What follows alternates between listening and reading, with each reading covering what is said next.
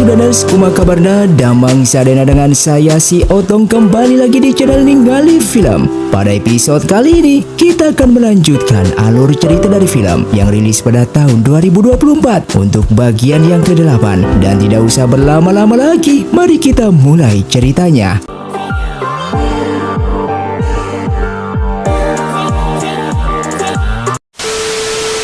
Film pun dilanjutkan dengan diperlihatkannya pasukan Chongwu bersama Biro Pemburu Siluman datang ke Gunung Kunlun. Karena kini kedua pasukan tersebut memiliki tujuan yang sama, sehingga Zhang Mei meminta pasukan untuk menangkap Zhao Yuan sekarang juga. Namun Wen Xiao menjelaskan kalau Zhang Mei bersama Tuan Fanning memiliki jabatan yang sama, sehingga Zhang Mei tidak memiliki hak untuk memerintahkan Tuan Fanning memasukkan Zhao Yuan ke dalam penjara pasukan Chongwu. Oleh karena itu, ia menyarankan urusan masalah ini kepada Beijing untuk menjadi perwakilan Perdana Menteri dalam mengambil keputusan ini, karena Beijing merupakan pengawal Tuan Perdana Menteri.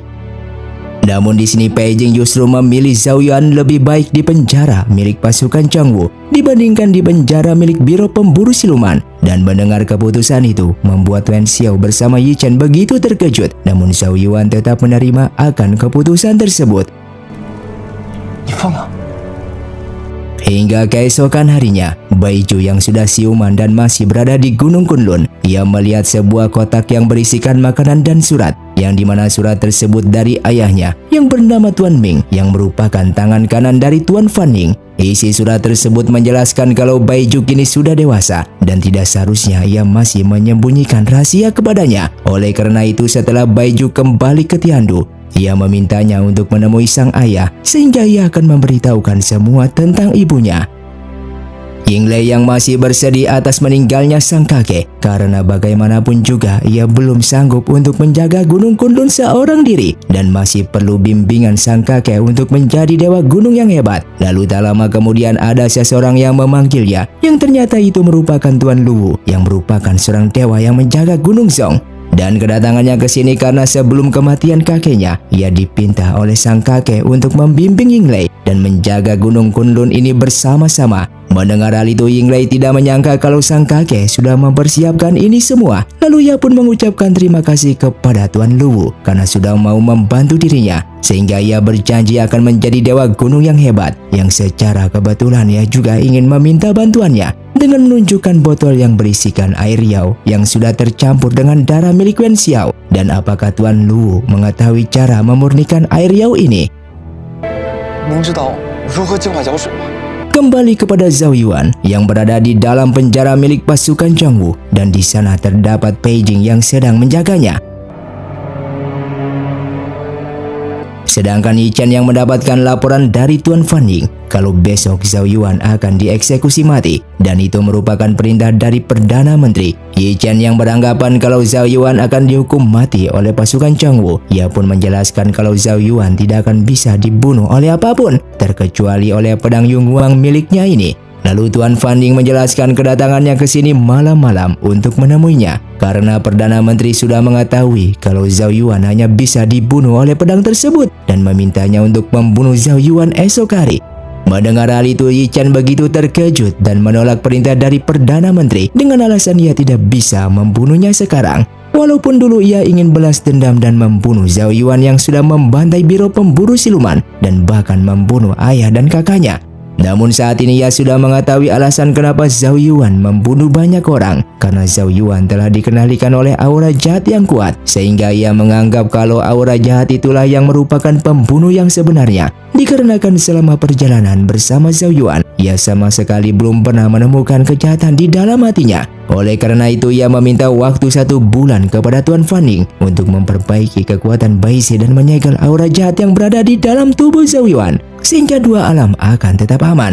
Mendengar kekuatan Baise telah rusak membuat Tuan Fanning begitu terkejut. Pantas saja Perdana Menteri memintanya untuk membunuh Zhao Yuan sekarang juga, karena tidak ingin alam manusia dihancurkan oleh para siluman. Wen Xiao yang sudah mendengar pembicaraan mereka, ia pun akan menemui Perdana Menteri malam ini juga dan ingin menjelaskan ini semua kepadanya. Namun Yi Chen berhasil mencegahnya. Kembali kepada Zhao Yuan yang berada di dalam penjara milik pasukan Chongwu, dan di saat melihat sebuah mantra segel siluman di sana, Seketika ia pun teringat akan masa lalunya ketika masuk ke dalam ruang bawah tanah balai obat, yang dimana gambar mantra segel siluman memiliki kesamaan sehingga ia mengetahui identitas di balik topeng ketua pasukan Zhongwu. Sedangkan di luar sana, Perdana Menteri yang akan kembali pulang ke kediamannya terhenti dan turun untuk menemui seorang wanita yang menghalangi jalannya, yang ternyata itu adalah Wen Xiao yang ingin berbicara dengan Perdana Menteri. 为何跪地？ Sementara Beijing yang menghampiri Zhao Yuan, dan ternyata selama ini mereka sudah bekerja sama agar Zhao Yuan dikurung di penjara milik pasukan Zhongwu supaya mengetahui siapa identitas dari topeng ketua pasukan Zhongwu tersebut. Kembali ke waktu sebelumnya, yang dimana di saat itu Beijing diperintah oleh Zheng Mei untuk menjadi mata-matanya. Namun ternyata di sana juga terdapat Zhao Yuan yang mendengar pembicaraan mereka. Beijing yang terkejut lalu beralasan kalau ia mengkhianati Biro Pemburu Siluman karena Zheng Mei berjanji akan memberitahukan keberadaan adiknya yaitu Pei Si yang saat ini masih hidup. Walaupun ia sudah tahu kalau adiknya itu sudah mati, namun sepertinya Zheng Mei mengetahui rahasia tentang adiknya. Zhao Yuan yang mendengar alasan itu meminta Beijing untuk tetap berpura-pura menjadi mata-mata pasukan Zhongwu agar ia bisa mengetahui di balik rahasia mereka, dan memintanya untuk merahasiakan kerjasama ini kepada teman-teman lainnya karena ia tidak ingin rencana ini gagal. Beijing yang memiliki hutang budi kepada Zhao Yuan yang sudah menghidupkan boneka Pei Si yang selalu datang untuk menemaninya, ia pun menyetujui kerjasama tersebut. Zhao Yuan yang berhasil keluar langsung menggunakan teknik mimpinya yang membuat para penjaga tersebut langsung tertidur pulas.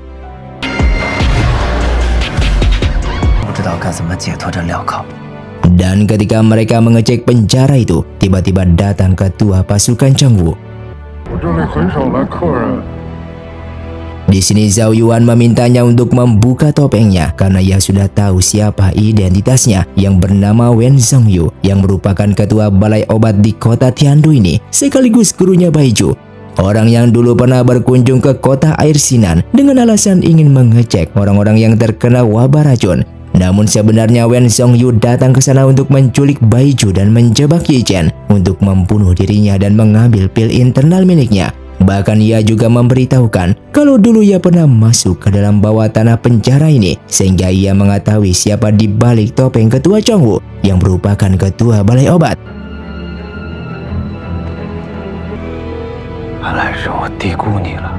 Ketua Zhongwu mengatakan kalau ia memang tidak akan bisa membunuh Zhao Yuan, namun ia memiliki cara agar bisa mendapatkan pil internalnya, yaitu dengan menyegel kelima indera silumannya.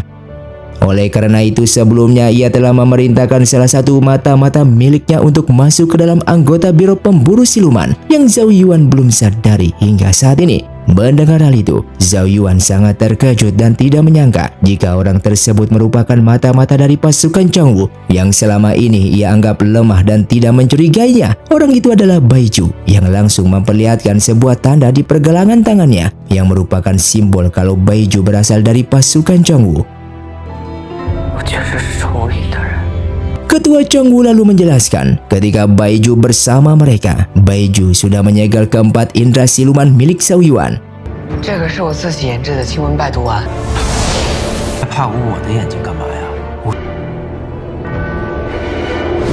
Dan tinggal satu langkah lagi, yaitu menyegel indera perabanya dengan jarum peraknya ini, maka ia akan berhasil mendapatkan pil internalnya tersebut. Namun alasan yang sebenarnya bukan menginginkan pil internal murninya, melainkan kayu api abadi yang berada di pil internalnya. Karena 8 tahun yang lalu, Zhao Yuan menyerap kayu api abadi miliknya yang ia dapatkan dengan susah payahnya. Karena kayu api abadi itu merupakan satu-satunya ada di dunia ini. Lalu ia pun meminta Baiju untuk menyegel indera terakhir milik Zhao Yuan agar ia bisa mendapatkan pil internalnya tersebut.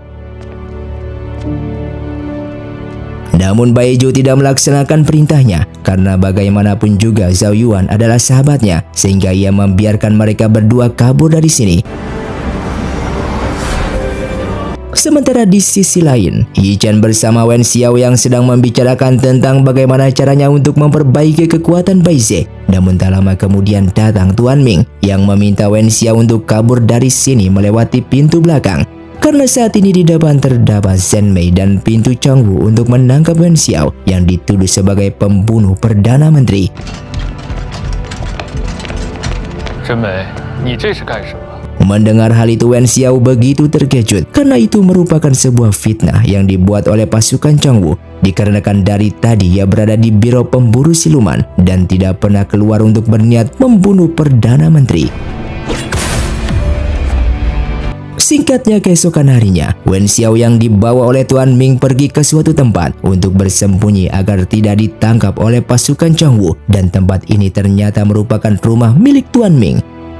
Lalu di sana terdapat sebuah kamar yang dikunci olehnya dan Tuan Ming menjelaskan kalau kamar ini milik istrinya. Ketika Wen Xiao sendirian di dalam rumah, tiba-tiba pintu luar bergerak dan ternyata itu adalah Zhao Yuan bersama Pei Jing yang datang ke sana.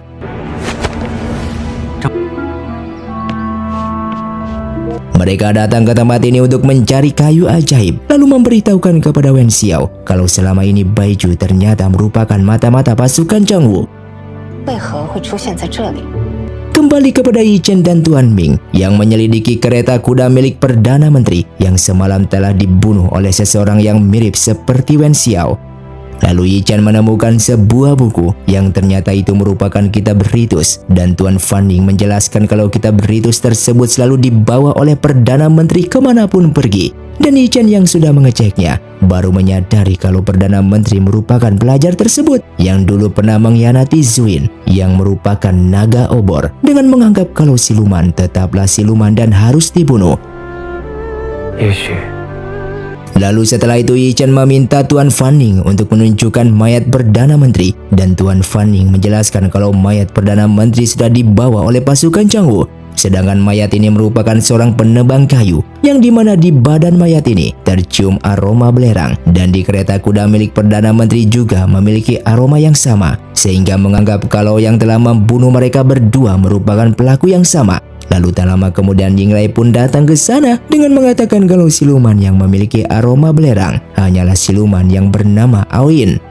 Kedatangan Yinglai ke biro pemburu siluman ini karena ia hanya ingin memberitahukan kepada mereka kalau ia berhasil memurnikan air riau yang membuat Yi Chen begitu senang. Lalu ia juga mengatakan kalau saat ini Wen Xiao sedang diburu oleh semua orang yang dianggap sebagai pembunuh Perdana Menteri. Padahal yang telah membunuh Perdana Menteri merupakan siluman Aoyin yang memiliki cakar tajam untuk membunuh para korban dengan memiliki aroma belerang di tubuhnya. Dan sesaat Yi Chen baru mengingat kalau Aoyin pernah bertarung dengan mereka. Di sini Yi Chen meminta Yinglai untuk mencari Aoyin, sedangkan ia akan menemui Wen Xiao karena saat ini Wen Xiao dalam bahaya. Singkatnya Yi Chen yang sudah sampai di rumah milik Tuan Ming, tiba-tiba Baiju juga datang dan mengatakan kalau ia kesini karena ingin bertemu dengan ibunya. Lalu Zhao Yuan, Pei Jing, dan Wen Xiao juga keluar dari rumah yang membuat Yi Chen begitu terkejut karena kenapa Zhao Yuan berada di tempat ini yang seharusnya Zhao Yuan berada di penjara milik pasukan Changwu. Baiju yang ingin kabur dari sana, tiba-tiba Zhao Yuan langsung menghadangnya dan mengatakan kalau selama ini Baiju merupakan mata-mata pasukan Changwu yang membuat Yi Chen dan Tuan Ming begitu terkejut mendengarnya. Lalu Baiju menjelaskan kalau ia melakukan ini semua karena ia ingin bertemu dengan ibunya. 娘开始找喽。无论花多长时间。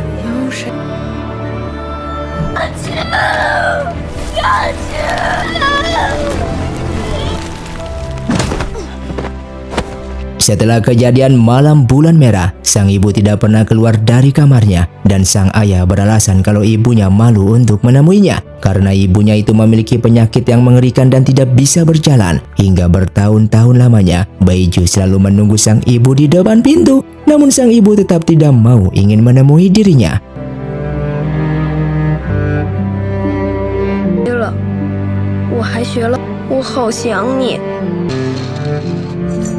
Ia yang sudah mulai tumbuh dewasa lalu berniat untuk pergi dari rumah dan mencari guru medis yang hebat agar ia bisa mempelajari semua pengobatan dan mengobati penyakit sang ibu agar mereka bisa seperti dulu.